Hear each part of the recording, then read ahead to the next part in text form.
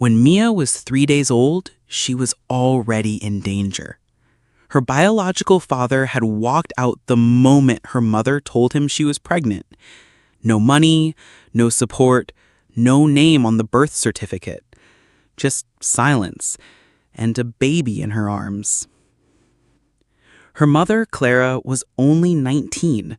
No family support, no savings, just a job at a local grocery store and a baby girl who cried through every night. She almost gave her up, but then she met Daniel. Daniel was 27, quiet, kind. He came to the store every Sunday, same time, same basket, same smile. At first, he was just a customer, then a friend, then someone who offered to carry groceries, to help around the house, to stay a little longer each time. He never asked questions, he never judged, he just listened and showed up. One day, Mia had a fever. Clara panicked. Daniel drove them to the hospital, waited, paid the bill, stayed overnight in the hallway. That night, Clara saw something in Daniel's eyes, a gentleness, a kind of love she hadn't seen from anyone, not even her own family. By the time Mia was 2, Daniel was daddy. He married Clara in a quiet civil ceremony. No big wedding, no family, just 3 signatures and a promise. He read her stories every night, taught her to swim, cheered at every school play, held her hand through every heartbreak. He was at every birthday, every report card day, every scraped knee, and every silent cry. He even started a small woodworking business just so he could be home more often.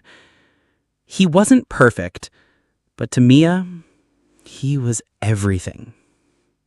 As Mia grew older, Clara once asked him, "Should we tell her?" Daniel just smiled and said, "She doesn't need to know where she came from. She only needs to know where she's going, and that I'll always walk beside her." Mia got a scholarship, went to college, came back engaged. His little girl was getting married. Weeks before the wedding, Daniel would stare at her childhood photos at night. Sometimes he'd cry, not because he was losing her, but because he never thought he'd get to love someone like that. Then came the wedding day. White dress, tears, hugs, pictures. He walked her down the aisle, his hands trembling but steady. At the altar, he kissed her forehead and whispered, "No matter where life takes you, I'll always be your biggest fan." Then came the reception and the speech. He stood up, raised his glass, and looked into her eyes. And for the first time in 18 years, he told her the truth. "You didn't come from me, but the first time I held you, you became mine. I didn't need DNA. I didn't need permission. I just needed a reason. And you were always the reason. I chose you. And if I could go back, I'd choose you again, every single day." There wasn't a dry eye in the room. Mia stood up, ran into his arms, and sobbed. And all she said was, "You are my real father, not because you had to be, but because you chose to be." They hugged for what felt like forever, and in that moment, blood didn't matter. Time didn't matter. All that mattered was love.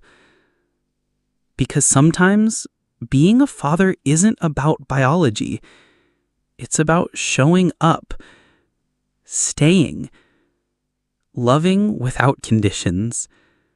And sometimes The greatest families are the ones we build, not the ones we're born into. This is Echo Truth. Real people, real pain, real power.